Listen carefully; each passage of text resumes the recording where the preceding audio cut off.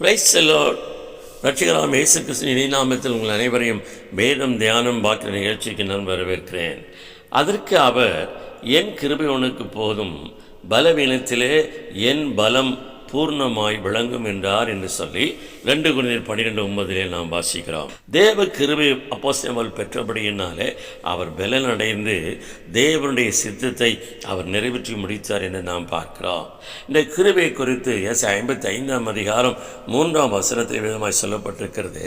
உங்கள் செவியை சாய்த்த இடத்தில் வாருங்கள், கேளுங்கள், அப்போது உங்கள் ஆத்மா படைக்கத்தக்கதாக தாவீதுக்கு அருளின நிச்சயமான கிருபைகளை உங்களுக்கு நித்திய உடன்படிக்கையாக ஏற்படுத்தும் என்று சொல்லி அந்த கிருபை பெற்றுக்கொண்ட விதத்தை குறித்து அப்போஸ்தலன் பவுல் சொல்கிறார்.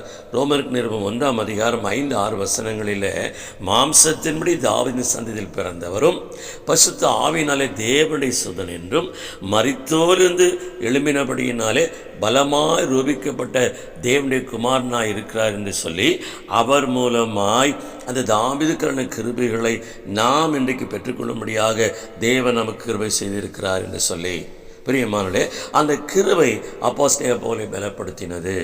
இன்றைக்கும் அதே கிருபை நம்மை பலப்படுத்துகிறதற்கும் நம்முடைய குறைகளை நிறைவாக்குகிறதற்கும் நமக்கு வேண்டிய ஞானத்தை தந்து நம்மை நடத்துகிறதற்கும் அது போதுமானதாக இருக்கிறபடியினாலே அந்த கிருபை சார்ந்து கொள்வோம். தேவன் நம்மிலே நிச்சயமாய் மகிமைப்படுவார். ஆமென்.